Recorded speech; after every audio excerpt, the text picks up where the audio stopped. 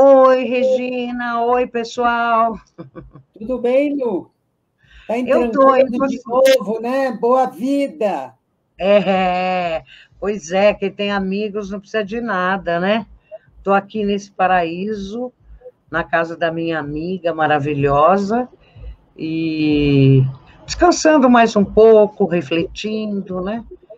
Você sabe, Regina, que eu tenho pensado muito em você nesses últimos dias, com a questão lá do Afeganistão, né, que viveu esses 20 anos de uma liberdade maior. E eu fico pensando só nas mulheres, né, Regina? Mulher sofre muito, né? Qualquer crise, ela é a primeira a ver seu mundo ficar pior, né? Ou porque perde No filhos, ou porque perde Afeganistão, direitos. no Afeganistão, a coisa fica terrível para as mulheres. Lembra da Malala?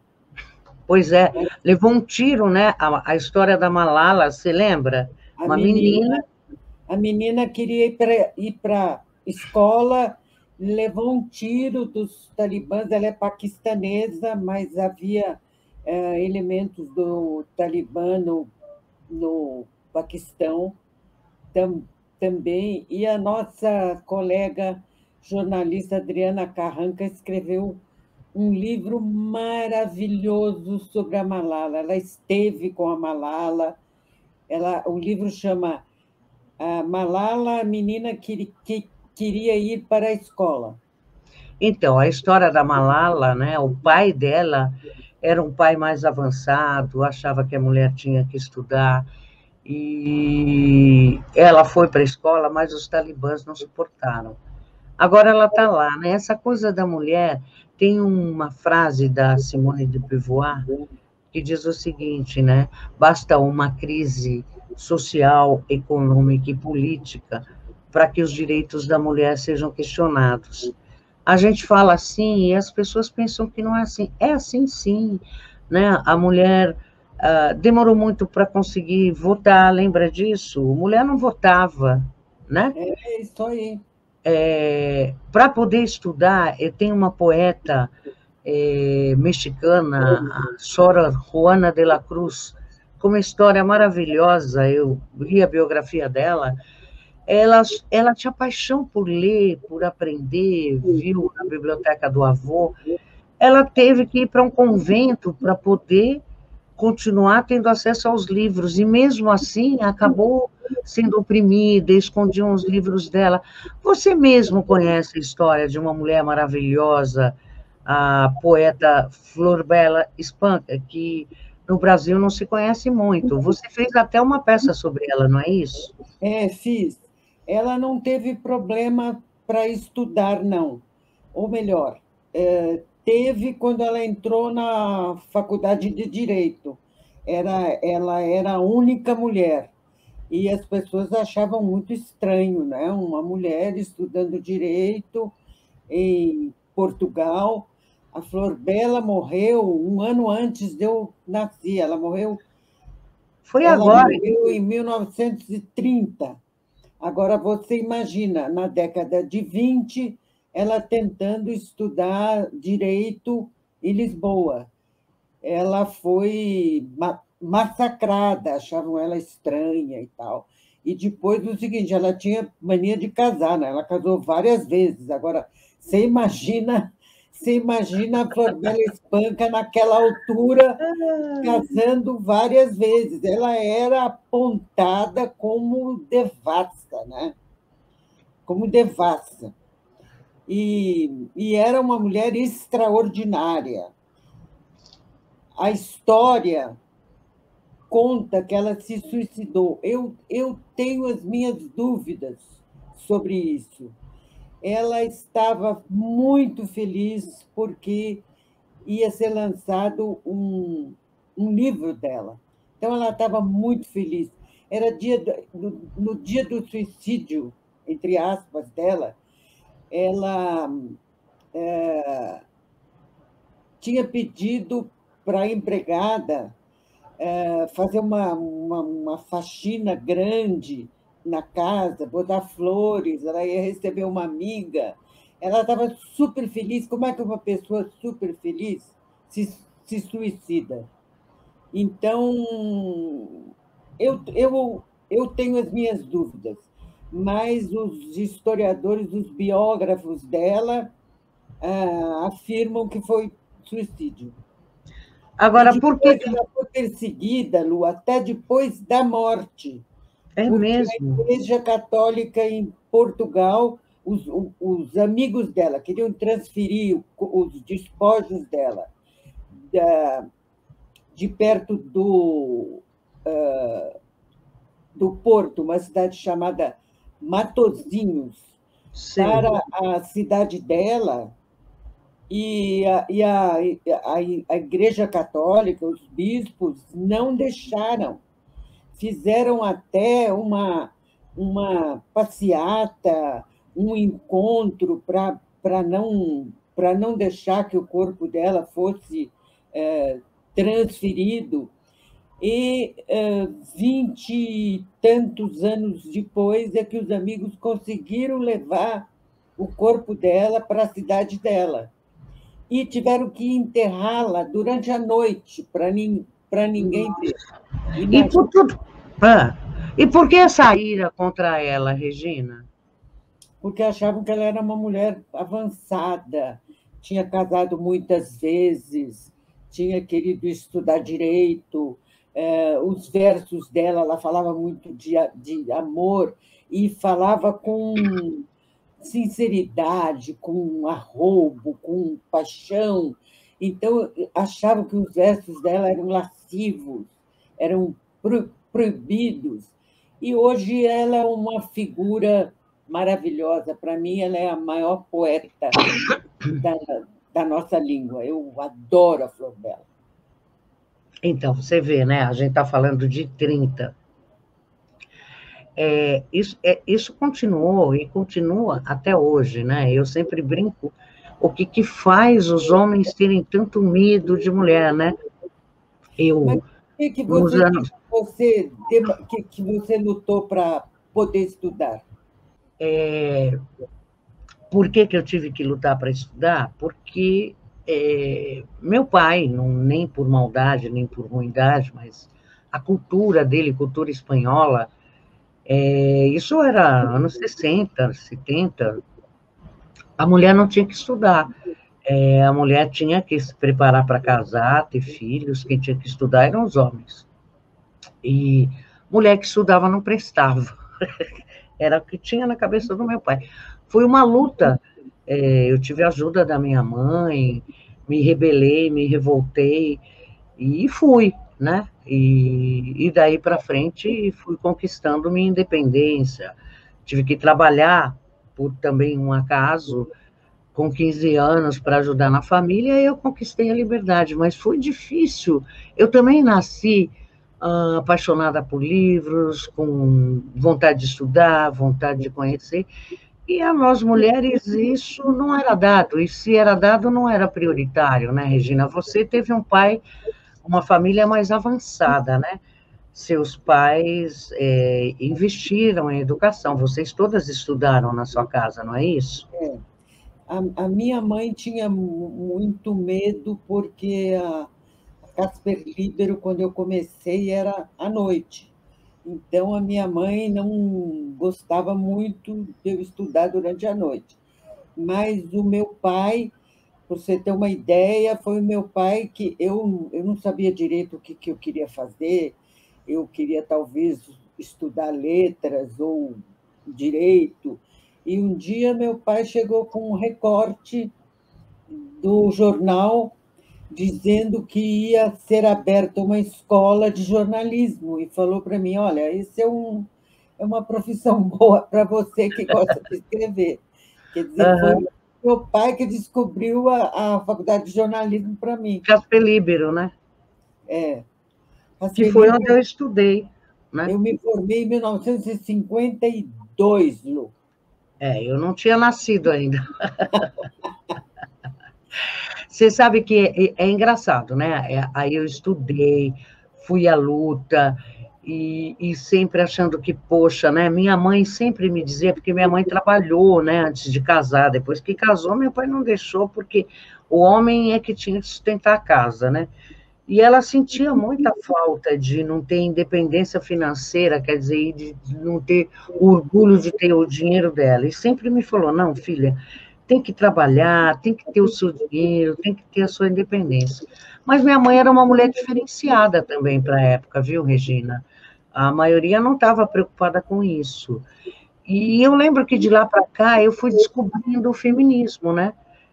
Que tinha muita gente, eu consegui, tem muitas mulheres que não conseguiram estudar, o pai fazia casar, e, e até hoje, né?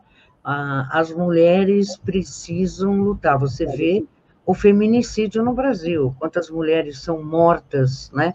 Porque resolvem se divorciar de maridos violentos e eles se vingam, porque não vai ser minha, não vai ser de ninguém. Quantas mulheres apanham, né? É um absurdo isso, não é uma coisa que diminui. Quando você fala assim, eu sou feminista, não gosta de homem. Quem fala que não gosta de homem? Eu gosto muito de homem. Mas eu quero que a mulher possa viver toda a sua linda essência, porque mulher é um ser humano bonito, né? Que pensa, tem um emocional aguçado, ela consegue cuidar do filho, trabalhar, cuidar da vida, mas não é fácil ser respeitada, né? Não é fácil. Não é fácil. Quer dizer, nós temos o nosso Talibã aqui no Brasil também, né? E às vezes o Talibã do lado, assim, aquele teu amigo que parece tão moderno, você fica indignada com alguma coisa ou alguma proposta de trabalho que você não aceita. Você é muito histérica, né? A gente é histérica, nervosa, emocional, se envolve muito. Nossa, eu já ouvi essas frases em reuniões ou em debates, e quantas vezes eu não me vi colocando na mesa uma ideia, um conceito que era logo, prontamente adotado, mas não era meu, vinha uma outra pessoa, um homem, dizia a mesma coisa e parecia que ele estava dizendo a primeira vez. Você já passou por esse tipo de situação? Olha, eu acho que não. É, eu não me lembro muito bem. Algumas colegas da minha idade e tal diziam, foi muito discriminada e tal. Eu me lembro de ter sido mais discriminada, não por ser mulher, mas por ter um diploma de jornal, um diploma de jornalismo. Tinha um colega meu, que depois ficou muito amigo meu, toda vez que eu entrava na redação, ele gritava: cadê o diploma? Trouxe o diploma? Então, era um preconceito contra diploma de uma faculdade de jornalismo, e eu não tinha noção de que eu estava fazendo uma coisa que não era normal para mulheres. Ser jornalista. Quando eu comecei, tinha na cidade de São Paulo mais ou menos umas 30 mulheres. E, Jornalistas. e aí o seguinte, eu não tinha muita noção de que eu estava fazendo uma coisa que não era. Como na minha. Como meu pai me incentivava muito, minha mãe tinha um certo cuidado. Quer dizer, quando eu passei a fazer página feminina, ela falou assim: ai, agora você está fazendo uma coisa própria para uma moça e tal. Mas eu não tinha muita noção de que eu estava fazendo uma coisa assim inédita, digamos. Eu acho assim, em jornal, eu até que não senti muito. Depois é que eu percebi que lá em cima, na cúpula, né, eles se protegem, porque era muito difícil você ter uma diretora de redação mulher, né? Era só homens, né? Os conselhos editoriais, tudo. Então, eu percebia que existia uma certa barreira para subir, né? Você podia ser editora, raramente era editora de política ou de economia, e ser diretora, então, do jornal era praticamente impossível, né? Olhe hoje, você vai ver que as coisas não mudaram muito. É, e no jornal não sentia muito. Quando eu fui para esse mundo da comunicação, do marketing, eu percebi muitas vezes, né, que um jeito de te dobrar numa discussão, um jeito de te questionar, tinha apelando por você ser mulher, né? Então, essa coisa de você ser assertivo, nossa, você é muito assertiva. Não sou assertiva, é que eu tenho certeza do que eu estou falando, eu acredito no que eu estou falando. Não, você é muito brava. Não sou brava, estou defendendo uma ideia. E eu nunca vi esse tipo de adjetivo ser colocado para homem. Então, eu comecei a perceber ali isso, né? E que eu tinha que falar mais alto, às vezes, para ser ouvida. Senti muito isso aqui, inclusive com homens modernos, políticos, senti várias vezes, né? Mas Eu muitas vezes tive que falar alto também. A coisa mais ridícula, mais estúpida que me aconteceu quando eu comecei a trabalhar em jornal foi em frente da Gazeta tinha um bar onde depois do expediente, de vez em quando a gente descia para tomar uma cerveja. E um dia estava eu e um colega no balcão do bar tomando cerveja. E, a certa altura, esse indivíduo me diz assim: Ah, eu acho muito normal você estar tomando cerveja aqui comigo, mas se fosse minha irmã, eu tirava ela daqui a tapa. você vê, Olha que coisa ridícula. Na hora, eu ri, eu não. não O negócio atinou. deve ter entranhado na minha cabeça tanto que eu nunca esqueci aquilo. Hoje eu tenho uma raiva tão grande de não ter respondido à altura. Na hora eu ri, não achei nada de demais, mas um absurdo, não é? Eu detesto, né? Adoram fazer piadinha de mulher, piadinha sobre a vontade casamenteira de mulher, que não é bem assim. Fez piadinha de mulher, eu já fico revoltada, sabe? Também não faço piadinha de homem, e olha que tem muitas, né? Que a gente podia fazer, que nem sempre eles são muito inteligentes. Mas isso tudo é resquício contra o qual a gente tem que lutar. O que me deixa assim, com o coração doendo é saber o que vai acontecer com aquelas mulheres do Afeganistão, né? O Afeganistão é uma sociedade ancestral, né? Tem suas tradições, tem sua cultura, não é essa coisa que só aparece aquelas areias, né? Parece as imagens que vêm para a gente, parece que é o fim do mundo. Não é o fim do mundo, é uma sociedade aristocrática, tem sua nobreza, tem seus rituais, tem sua cultura, é ancestral, muito mais antiga que a sociedade brasileira. E a mulher, volta e meia, perde os direitos lá, né? Ela conquista, de repente perde. E o Talibã, você sabe como eles agem. Mulher não pode estudar, mulher não pode ser médica, não pode ser atendida, né? Porque o marido tem que estar junto. Colocam logo uma burca, porque não pode mostrar o rosto. Ao mesmo tempo, eu vi um filme que me deixou péssima, de afegãos numa festa com meninos adolescentes, né? Eles compram os meninos adolescentes dos pais, maqueiam os garotos e ficam lá namorando os garotos. E se dizem homens, né, Regina? Então, me dá muita tristeza saber o que vai acontecer com essas mulheres. Elas, de novo, vão ser impedidas de sair para a rua, de novo, vão ser impedidas de estudar, de novo, vão ser impedidas de ir ao médico. E tem alguns setores ali do Talibã que tem aquela coisa de fazer aquela operação que corta o clítoris da mulher. Você sabe disso, né? Para a mulher não ter prazer. Para ela não ter prazer. Além de acabar com qualquer prazer que a mulher possa ter, cria seríssimos problemas de saúde, né, Regina? Porque cortam com gilete, cortam, não é isso? É uma humilhação, uma coisa terrível. Agora, o que Uma faz tristeza. essas culturas, né, Regina, terem tanto medo de mulher? Porque não é isso, pelo que eu sei, né? Maomé era casado com uma viúva riquíssima e muito inteligente, a quem ele respeitava muito. Que eu saiba no Corão, não se diz isso, não se diz para fazer isso com a mulher.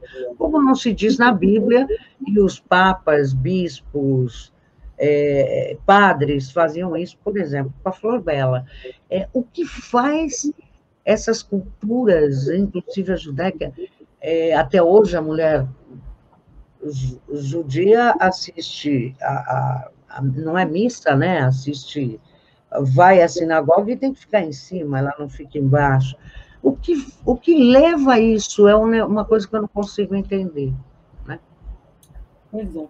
Agora, olha, Lu, deixa eu te dizer uma coisa. Eu queria falar com você hoje sobre uma companhia de teatro chamada Companhia das Artes Dramáticas. Essa companhia existe há 26 anos. O criador dela é um diretor, professor de teatro, ator chamado Júlio Carrara.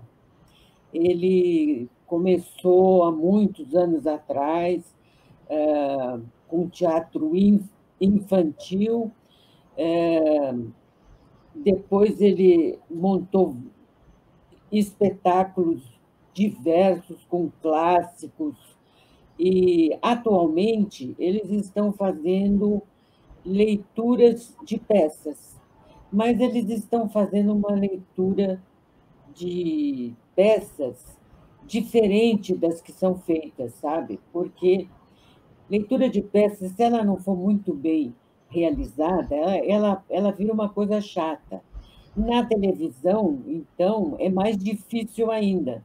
Mas o Júlio começou a fazer algo que me chamou a atenção. A primeira vez que eu vi um espetáculo, uma leitura de peça deles, é algo excelente, porque eles mostram a cara do ator, não é todo mundo sentado Entendi. lendo em um palco, como normalmente a gente vê. Eles mostram a cara do ator. Então, o ator fala aqui, o outro responde, aparece a cara do outro, depois a cara do outro. Então, dá para sentir o texto, para ver a interpretação muito bem, a direção dele é ótima, e eles fizeram vários ciclos, sabe? Eles fizeram ciclos de textos da Leila Assunção, da Renata Palottini, do Lauro César Muniz, do Plínio Marcos. E eles vão fazer de algumas peças minhas também. Eu fiquei muito feliz. Que legal!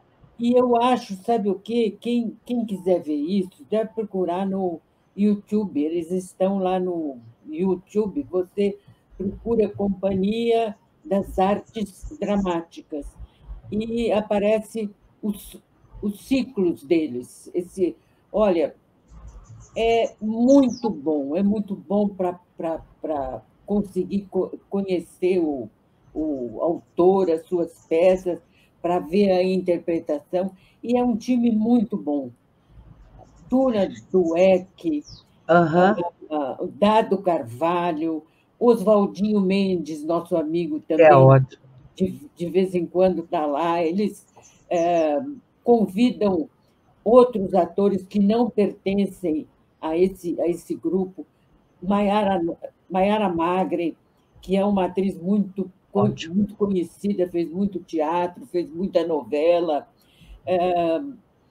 Gabriela E eles têm dia fixo, Regina? Não tem. Não. Mas eles estão no YouTube. Todos os ciclos deles podem ser vistos no YouTube. Eu vou colocar aqui na descrição da nossa conversa de hoje Companhia das Artes Dramáticas. o endereço. Vale a Porque aí a pena pessoa ver. vai... a, Bom, a, a leitura que eles fazem é diferente, não, tudo bem, não é teatro, não é novela, não é leitura de peça tradicional, é uma coisa que eles criaram, que o Júlio criou. eu Então, quero ver. acho ótimo. Eu Parabéns. vou colocar aqui o endereço e também, né, Regina, nós temos que, quando forem lidas as suas peças, inclusive Flor Bela, né, que tem 30 personagens. Bela, Flor Bela é uma peça que tem 30 personagens, etc. Foi lida no Centro Cultural Banco do Brasil, lá no Rio de Janeiro. Eu estou procurando alguém que queira ler aqui, que eu quero muito que leiam, mas acho que não. Não sei se o Júlio gostaria de fazer um texto assim com muito personagem. Mas, de todo jeito, eu tenho algumas peças aí que eu vou gostar muito que eles façam. Que bom. Regina, e assim, né, está se cuidando, né, Regina? Você viu que estão prevendo para setembro, um setembro muito duro em São Paulo. O Rio já está vivendo isso, né? Você continua ficando em casa, usando máscara, passando alquinho, né? Aliás, o nosso ministro da Saúde, eu li no jornal hoje, disse que não é preciso máscara. Ministro da Saúde, do Queiroga. Ele Precisa mais. porque assim, ele disse 2 semanas atrás que era importante, agora está dizendo que não é, porque o louco do Bolsonaro continua dizendo para as pessoas saírem para a rua e morrerem, né? Que é para ir sem máscara, tudo isso é uma grande besteira, com quase 600 mil mortos. E aí o ministro, que é um grande puxa-saco, né? É feio falar isso, mas é o que ele é. Como é que um E médico conhecido como ele, que tem um nome no tem Ceará, interesses, né? A família tem consegue um dizer monte uma de. coisa dessas, que não Ele precisa tem mais? interesses, Regina. Ele não é um ministro preocupado com o povo, é preocupado com os interesses da família, que tem um monte de hospitais lá. É isso, esse governo é feito desse tipo de gente, né? É feito de um louco, já rejeitado por mais de 60, quase 70% da população.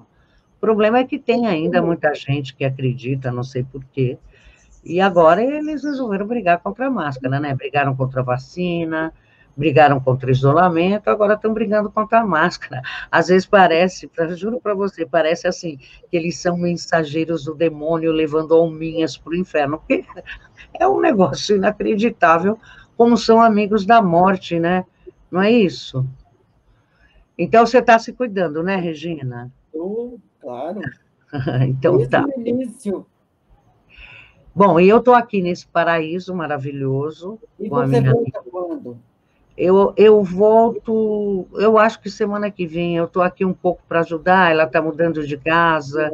Quando ela terminar de fazer as coisas que ela tem que fazer e para as quais eu vim ajudar, eu vou, mas eu acho que é mais uma semana por aí, tá bom?